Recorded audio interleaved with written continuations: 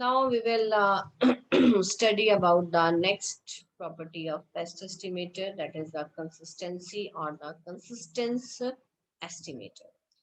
So when an estimator on an average assumes values equal to the population parameter which is to be estimated is said to be an unbiased estimator. Unbiased estimator क्या होता है? कि estimator जो on an average parameter value को estimate करता है, represent करता है. But it doesn't say anything about the difference between the estimated value and the parameter.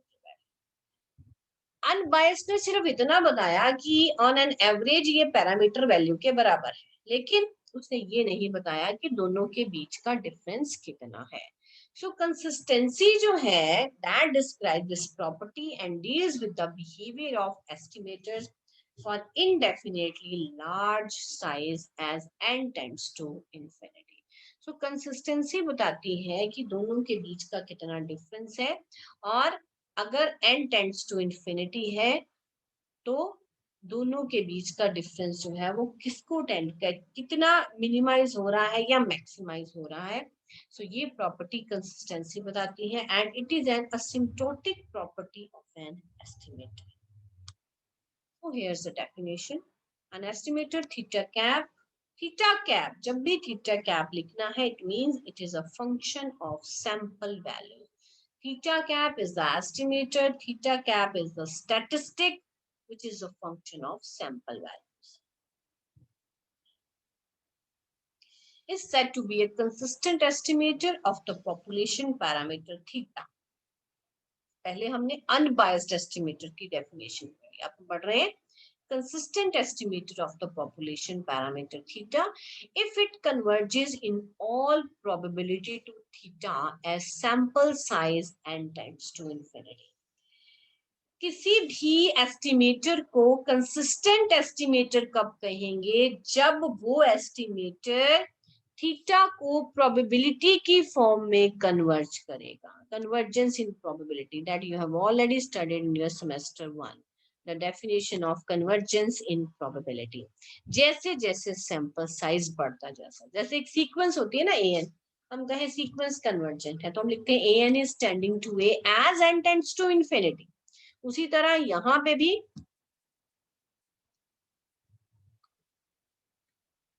when we talk about the sequence is convergent, you write an is tending to a as n tends to a.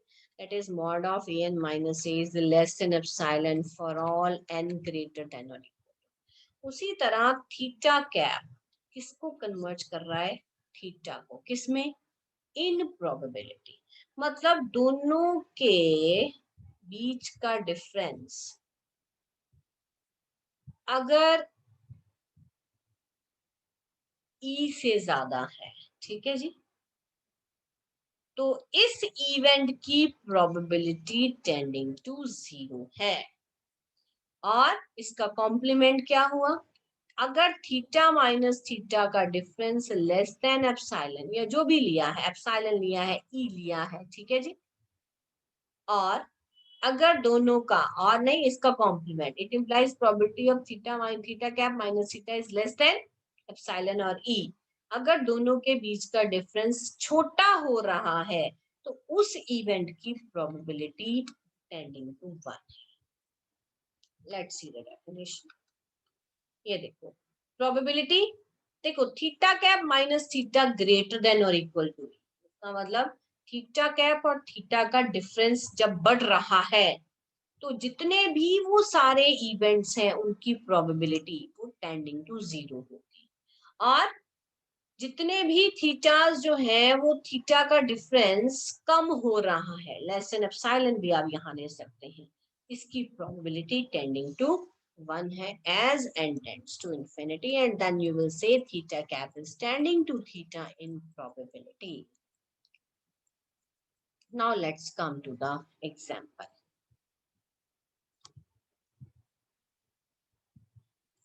Sample mean is a consistent estimator of the population mean. Sample mean is the consistent estimator.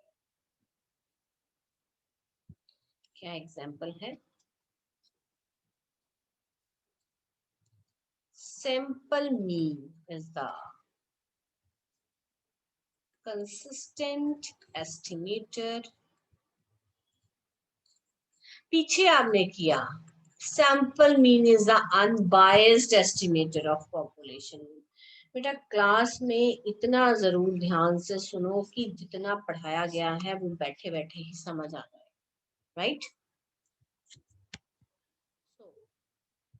Expected of x बार, अब यहाँ पे unbiased नहीं है, यहाँ पे consistency है, ये x बार है, ये म्यू है, मतलब एक्स बार जो है वो म्यू को कन्वर्ज कर रहा है इन प्रोबेबिलिटी, यानी एक्स बार और म्यू का जो डिफरेंस है, अगर ये लेस देन एप्सिलॉन या व्हाटएवर ई है, तो इस इवेंट की प्रोबेबिलिटी 1 को टेंड कर रही है, और जहां पर ये दोनों आपस में सेम नहीं हो रहे हैं, इस इवेंट की प्रोबेबिलिटी 0 को टेंड कर रही है।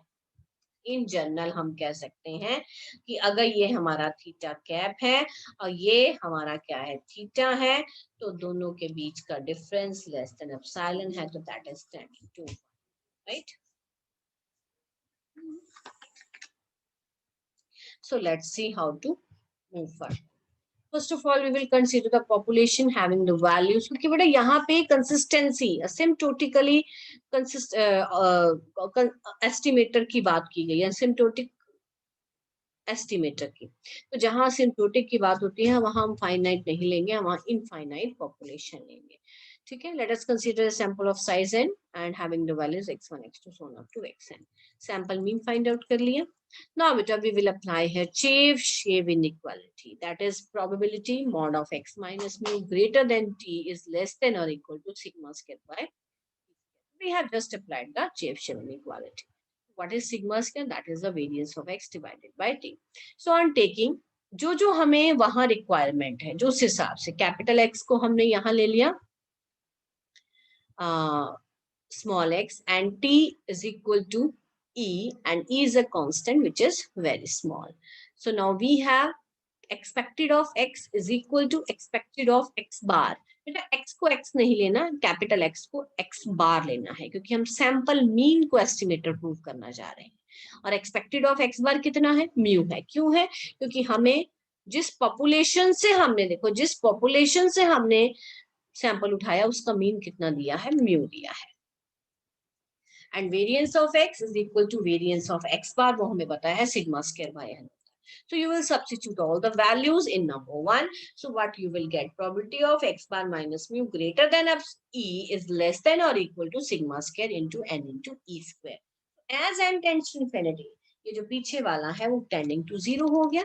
So that's thing that we want to prove, that the probability of x bar minus mu greater than or equal to e, that is the all those events for which the sample mean is not tending to mu, its probability is 0, and all the events for which sample mean is tending to mu, its probability is 1. Therefore the sample mean converges to the population mean in probability. Therefore sample mean is the consistent estimate. I hope the point is clear to all of you. So tomorrow we will continue with the properties of consistent estimators. The one is the invariance property. That is the theorem number 1. And then theorem number 2, sufficient condition for consistency. So when we will do the example, so we will basically use the sufficient condition for consistency.